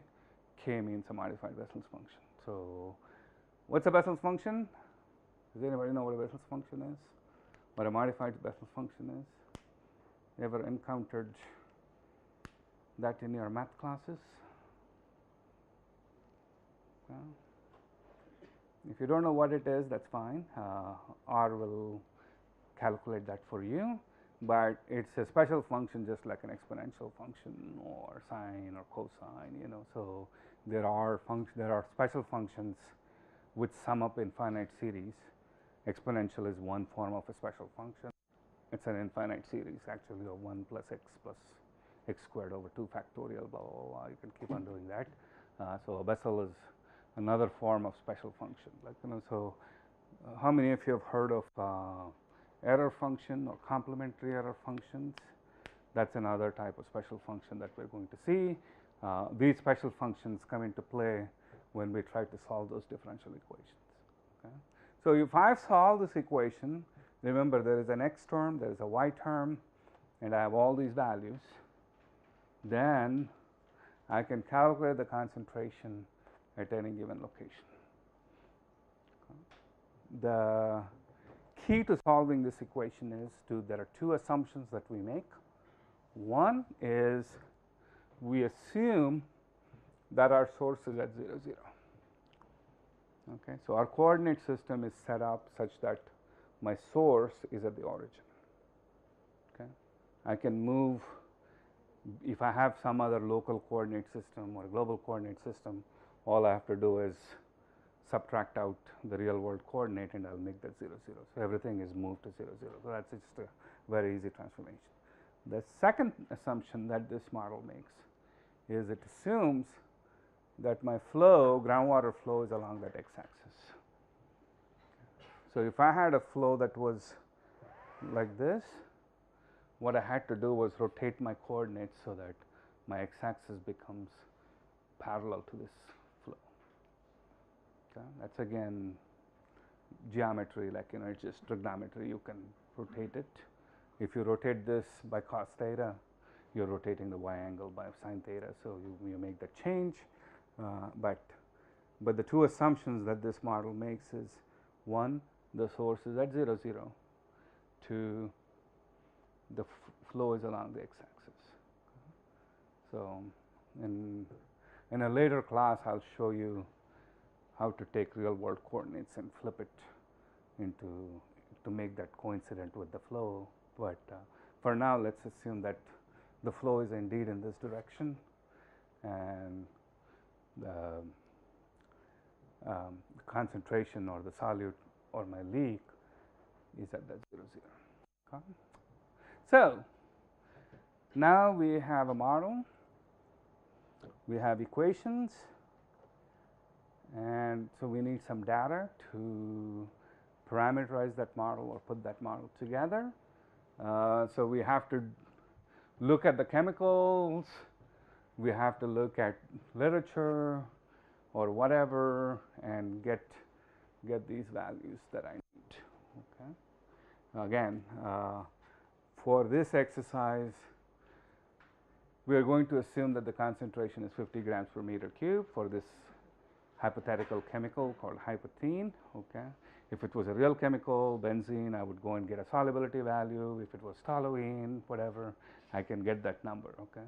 So this is typically reported in the literature, so I can get it. This is the mass leaching rate. This is again meter cube per day per meter. Since it's it's a flux term, because it's just 2 dimensions, we are averaging over the 3rd dimension. Okay. So this is the amount of water that's flowing into that aquifer from the landfill that's bringing in that chemical. Okay.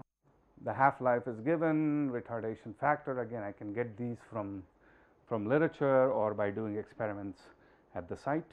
Okay. But for our purposes, let's assume we have this value, so that would be the last step of our modeling exercise would be to say, okay, now I have a model, the model needs all these inputs, somehow I have to get those inputs. Okay. So we'll spend some time in this class talking about how those data is obtained in the field, what kind of experiments can we do or what kind of measurements can we do to back out some of these data, like, to get this data in the field. But for now, we'll assume these are the values, and those are the coordinates of the wells that I showed you in that picture. So I want to be able to solve for concentration at 100.5, 150, 310, 65, yada, yada, yada, and see what the concentration is. The regulatory limit for this chemical is 1 gram per meter cubed.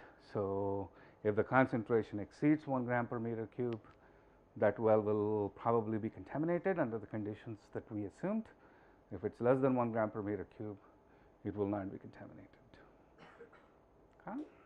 So the only thing that's left is what?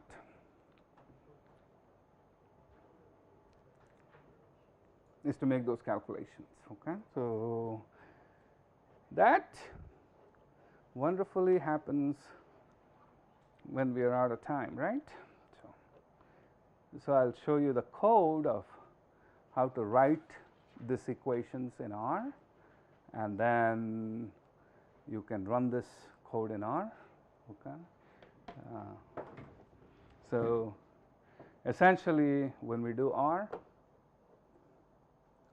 we open this. I showed you how to write this equation, how to do calculations to the console. If I want to make a set of calculations, I don't want to do them at the console, because once it's done at the console, it's gone. Okay. So what I want to do is write it as a script so that I can save it. Next time I can change numbers and rerun that model. That's one of the advantages of a script.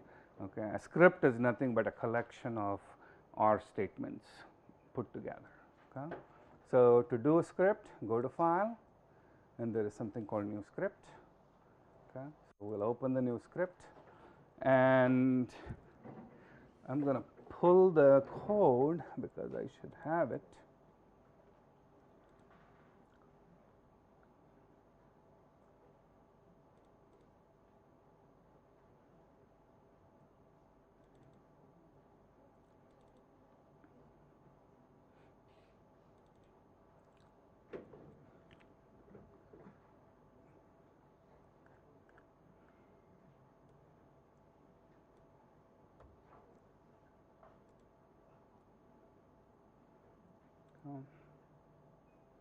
And show you what the code looks like.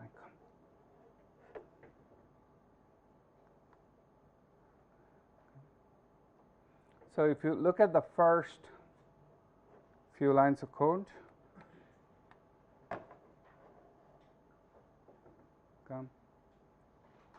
the code is also in your notes, so you can pull it out to look.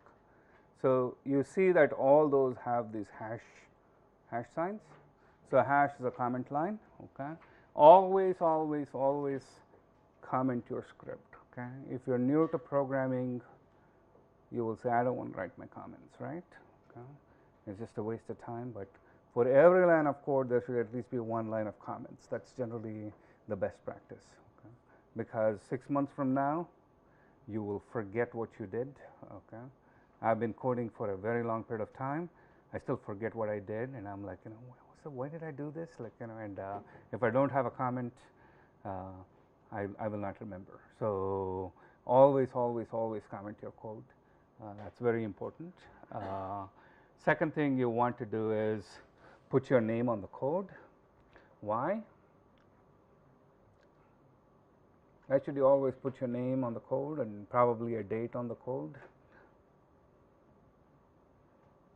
because you know that you wrote it. Okay. And two, if you give this code to somebody else, at your coworker or somebody else, they know who to come and bug in case there is a problem with that code. Okay. So always part of the documentation of the code is to write your name and put the date, so that people who know who wrote that code, and they can come back and talk to you or try to figure out what happened with the code. Okay. Of course, if you don't want people to know that you wrote the code, what do? Don't put your name on it. Okay, but that's a very bad practice. Do put your name on it. Like, so the first step in any model is to set up working directory, and the working directory is basically where all my input and the output will be stored. Okay, so if you don't run it generically, it will put it wherever R is, and you will have a hard time finding where that value is. So the first step is to create a working directory, and we create a working directory using the setwd or the set working directory command in R. Okay. And as I said, you put a quote. You can either put a single quote or a double quote. R usually assumes they are one and the same. Okay. And notice that those backslashes imply that it's an actual backslash, like a double backslash. So I can put a forward slash if need be. So to do this, of course, it has my working directory. If I want to put somewhere else, I would go to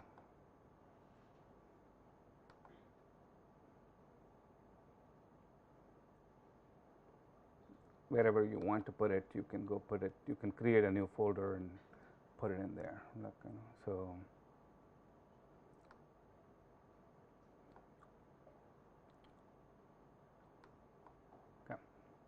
So once you have that working directory set up,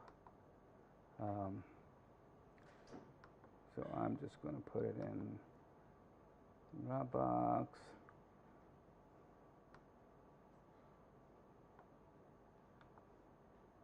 I can create a new directory or a new folder.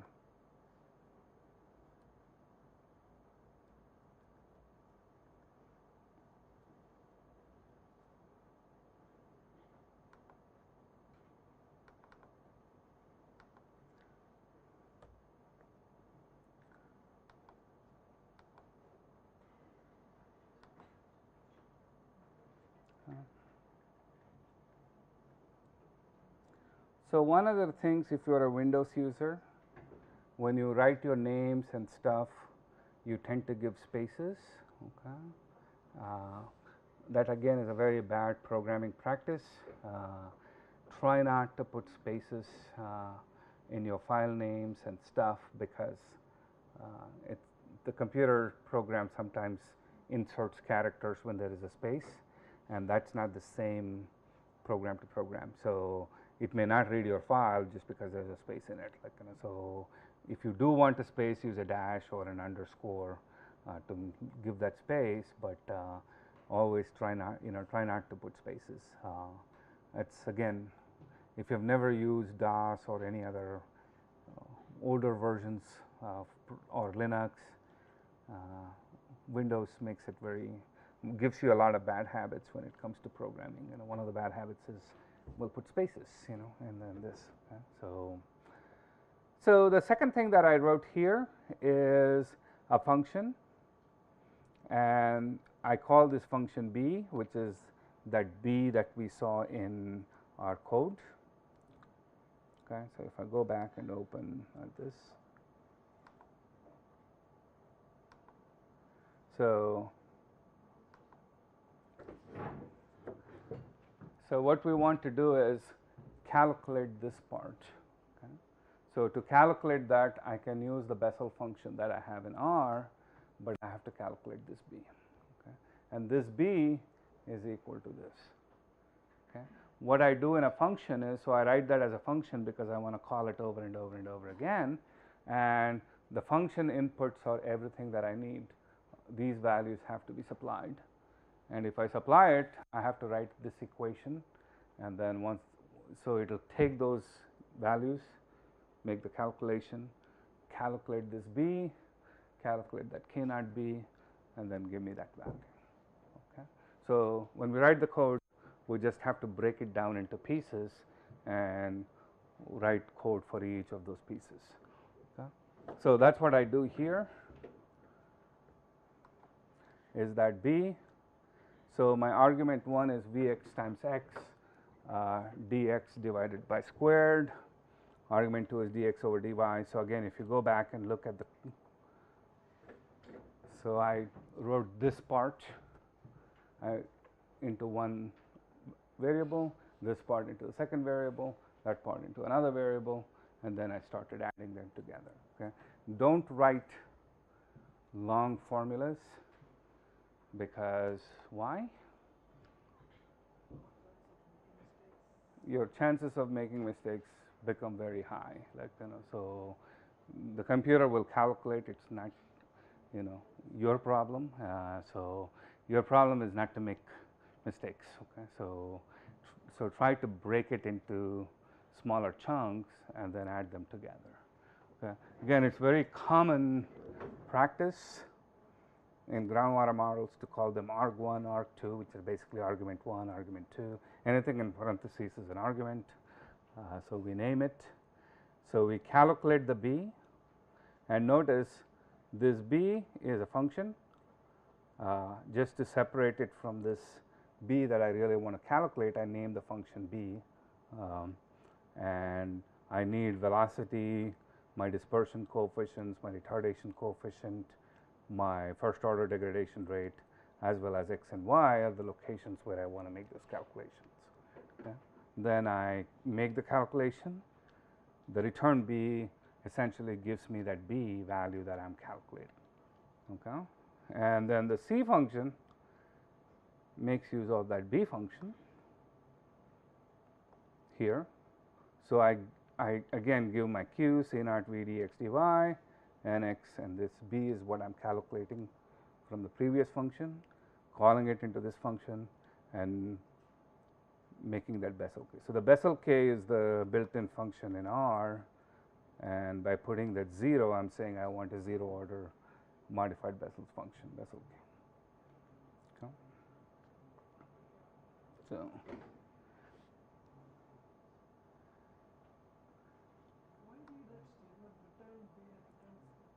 So this function calculates b, and I want to return that b to the main program. So the function is calculating, it's going to store it in one location. All my main calculations are happening here. So I want to take this value and put it back here. Okay.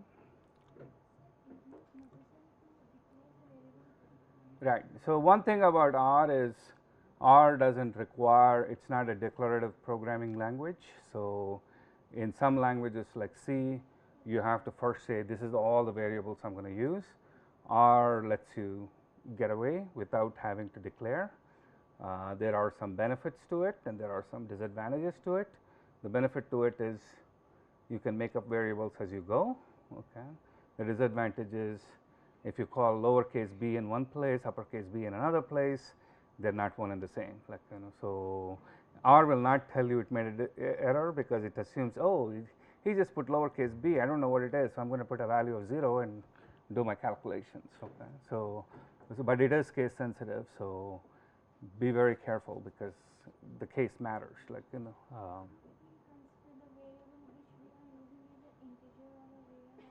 So R, you can actually, so some of the programming languages tell you whether your variable is an integer or a floating point or double precision, whatnot.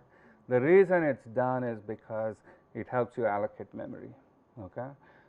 In R, if it looks at the variable and allocates the memory automatically.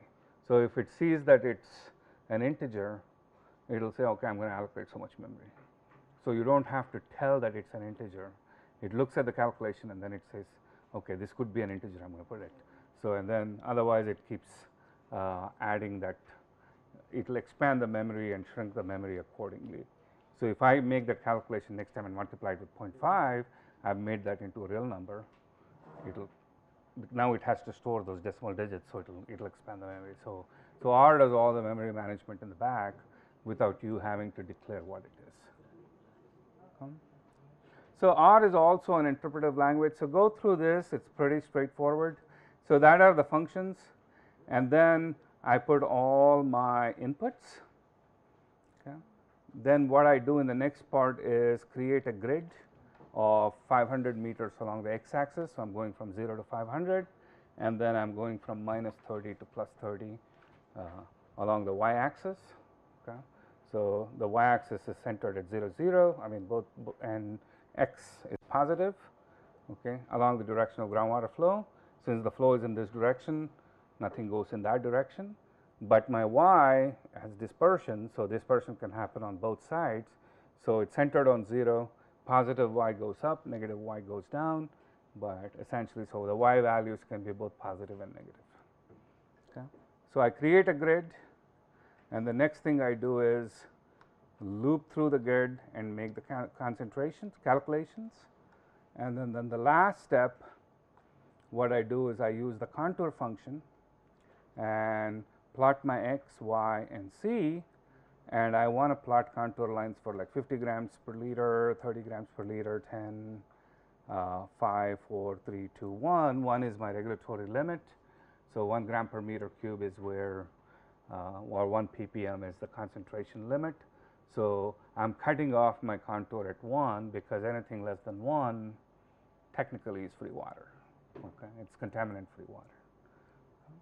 So if I run this code, what do you think will happen?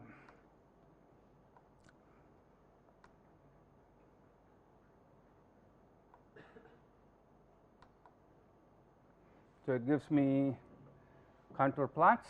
There are a few other things that I've done on this. So that red dot is my contaminant source. Okay, that's where the landfill is leaking. Okay, and these are all the wells. and I have labeled the wells, and these are the contour plots. Okay, this last one is 1. This is where the regulatory limit is. There is still, like, if I put a 0.5 plot, it will probably show up as well, but since the assumption is that my MCL is 1 or the maximum contaminant level is 1, anything less than 1 is safe for drinking, okay, or safe for whatever purposes it's being used. Okay, so it does show that based on the worst case scenario or the assumptions that I made, that if there were to be a leak, those wells would be impacted, or they would be above the standards. Of course, we made pretty conservative assumptions, right? Like, we assume that the source continues in perpetuity. We also said that the source concentration is fairly high. We put it right near the solubility limits. Okay, so there are a lot of conservative assumptions that are going in saying that, okay, but it says that these 2 wells, despite those conservative assumptions, these 2 wells are not impacted. Okay. But those other 4 wells are impacted, and we have to go back and say, what can we do about it? Like, there are multiple options that can be pursued based on where we are, right? So, if we go back to our conceptual model, the drinking water well PW3 is not being affected. That's where where it's being used for high school. Neither is PW1, which is on that ranch. Okay, but the 2 agricultural wells or the 3 irrigation wells that are being used are likely to be contaminated under this condition. So, if you were trying to build this landfill and you got these modeling results, what would you do? A, not build the landfill. How many would go for that option because it's going to contaminate the groundwater?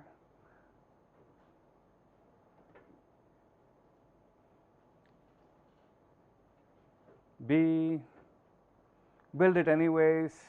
I've made a lot of conservative assumptions in my model.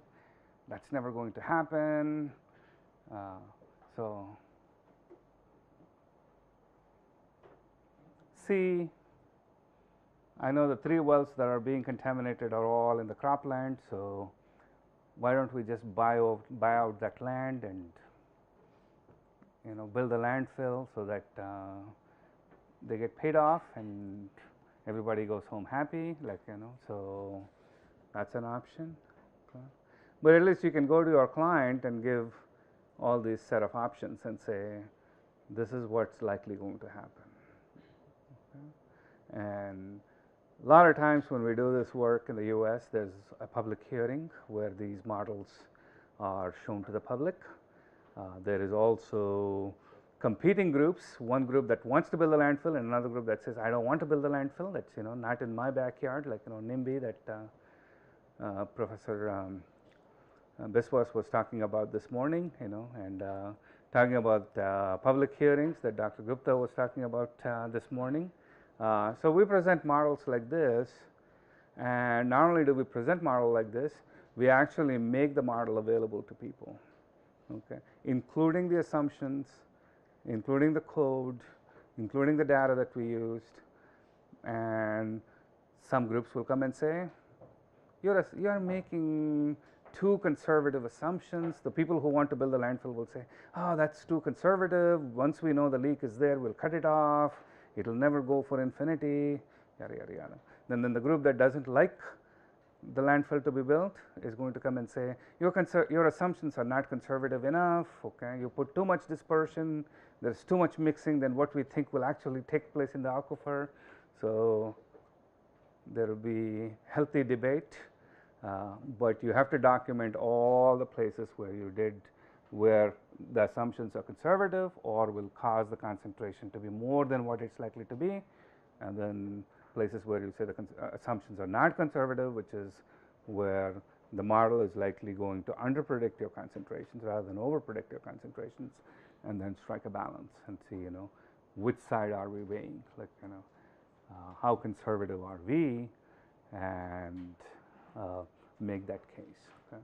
Sometimes the eventual outcome may be this will go to a lawsuit, it will become a court case, in which case we go and present these models to judge and talk to them and say, and we present it to jury and the judge and say, this is the modeling we did, this is what happened, and lawyers will ask questions. And but again, once your model is put out in the open, has all the assumptions, clearly tells what happened, you are on good ground, okay? Because you have done the best science that's possible to do with the data that you have. Okay?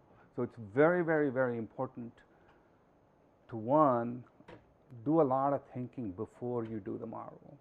We spent a lot of time just looking at the site, trying to say what kind of assumptions we want to do, what our goal was, how did we get the data, all that stuff, and then to document all that in a very open, transparent format, like, and say these are all the assumptions in your model.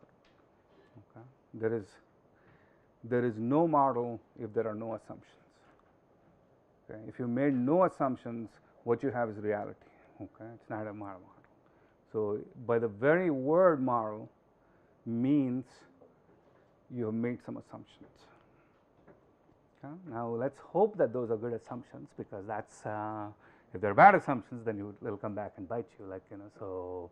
But when does it become good assumption? When you document it and you say this is the assumption that I made, so that people know what went into your modeling process. Okay? So the process that I showed you today, I want you to go open R, write the code for yourself, and reproduce what I did, so that you have gone through an entire exercise of what typically goes on in a groundwater modeling study. Okay? Starting with a conceptual model of the site, coming up with what goals and purposes of that model is, and then trying to say what is the best way to model this system.